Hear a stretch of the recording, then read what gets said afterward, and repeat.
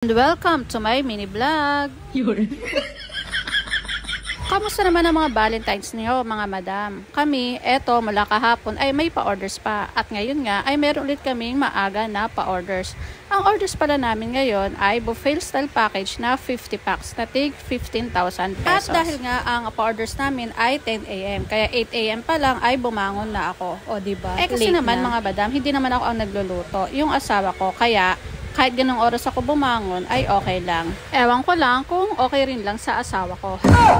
At sa mga oras nga na yan, binuksan ko na yung aming munting tindahan. Tinaas ko na yung roll up kasi ayusin ko na yung lamesa para dito ibababa yung mga pagkain na natapos. At dahil nga pa VIP ang person, pakita ko na rin sa inyo ang ganap ko for today's video. Kapag meron nga pala kaming mga ganitong orders, ako talaga ang tagagawa ng dessert. Etong coffee jelly na free sa package na ito. Bali, nilagay ko na sa mixing bowl yung mga prepare ko na mga kakailangan ko, yung condensed milk, all-purpose cream, tapos yung kape.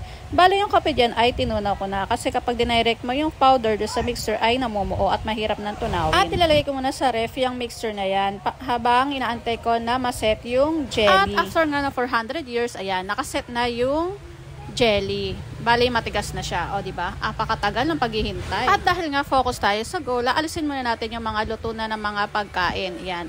Bale, may nakaluto na buttered vegetable tsaka creamy beef mushroom. And for the hiwa na nga ang person dyan. Bale, hinihiwa ko siya ng maliliit yung pakib. Tapos ang ginamit kong panghiwa dyan ay yung panghiwa ng mga gulay. Yung pasigsag, di ko kasi alam kung anong tawag doon. Basta ganun. Para may design naman yung jelly. May konting arte, o diba? Parang ganyan mga mima, o. O, diba? May design. Para hindi boring tingnan. At kinuha ko na nga ulit yung mixer na nilagay ko sa ref para ilagay ko na itong mga hiniwa ko na jelly. And for the halo na nga ang person. Tapos ilagay ulit sa ref para may time pa na lumamig. And yes, mga mima ko, on the spot kami gumawa ng dessert ng coffee jelly. Kasi hindi naman siya ganun hassle, kaya pwede na siya on the spot gawin. After nga ng coffee jelly serye, dito naman tayo sa buttered garlic shrimp. Siyempre, ako rin ang mag-plating nito. Ewan ko mga mima kung plating pa rin ang tawag dito kahit na aluminum tray ang gamit ko.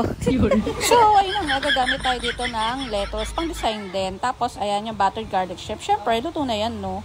At siyempre, sa pagluluto na yan, ay hindi ko na nakakita. Dahil, ayun nga, tanghali na ako nagising, 8 AM, tapos 10 AM yung order namin. O, diba? Saya. At para sa kakampante ng mga mima ko, ang lettuce na yan ay hinugasan ko muna bago ko gamitin. At sa 50 packs nga na buffet na to, ayan, 2 tray per ulam yung meron sa package na to. And for the last ay ilagay na natin yung pinaka-sauce niya. And for the go naman tayo sa crispy pork kare-kare. Ayan, bali 2 tray po ulit yung gamit natin dito kasi 2 tray ulit for 50 packs. At habang nga nakasalang pa yung lechon kawali dyan, bali, eto naman ang ginagawa ko. Piniplating ko na siya ulit sa aluminum tray. Yan. Bali, inuna ko na ulit yung mga gulay. Inuna ko dyan yung pechay, susunod ko dyan yung talong, sitaw, tapos sunod yun na, yung lechon kawali na, pagluto na. So, ayun na, nabulol-bulol na. Hindi na alam yung sasabihin, hindi na alam kung ano yung susunod na sasabihin. Ang hirap magsalita na walang script. Ayan, basi-basi na lang sa video. At dahil hindi pa luto yung lechon kawali, ay tinabi ko muna yung mga gulay na ginawa ko. Bali, sunod ko na muna itong chicken cordon bleu. Ayan.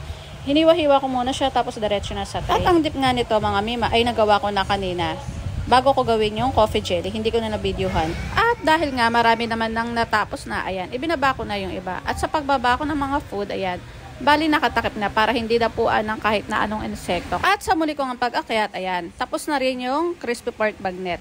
Bali, ilalagay ko na lang siya dyan sa gulay na ginawa ko kanina. Ang kare-kare namin ito ay hindi kasama yung sauce niya dito sa may tray.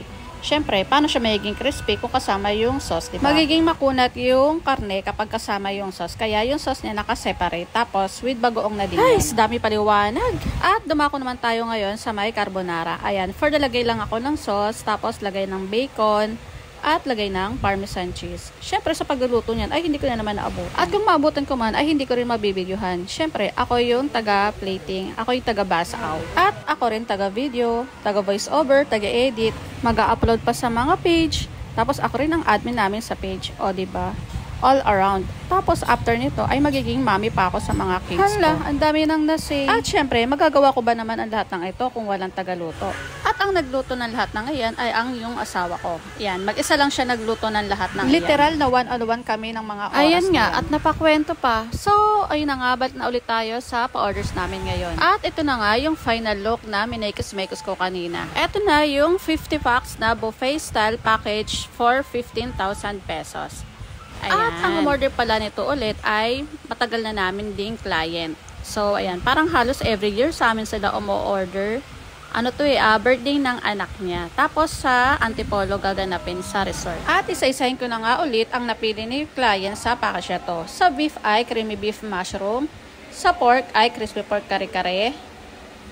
Sa chicken ay chicken cordon bleu. Sa seafood ay buttered garlic shrimp. Sa gulay naman ay buttered vegetable.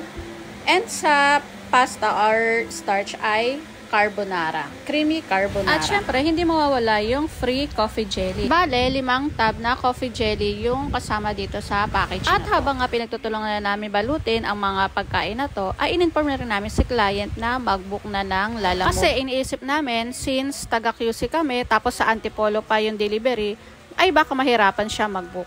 Ayun na nga mga madam, natapos na lahat-lahat kami sa pagbabalot, ay wala pa rin nabubuk si client, nahirapan siya mag-book, kaya tinulungan ko na. Tapos, ayun, ako yung nakapag-pabook. At medyo natagalan din ako nung mga oras na yon. Yung tipong maaga namin natapos yung paluto namin, yung orders. Diyan naman kami talaga minsan na hahassle sa mga delivery, lalo na kapag malalayo. Pero tingin ko naman ay aabot ito sa kanila. Kasi tingin ko pang lunch nila to. So, ayun na muna for today's video. Salamat. Sana magustuhan ninyo ang aking mini vlog.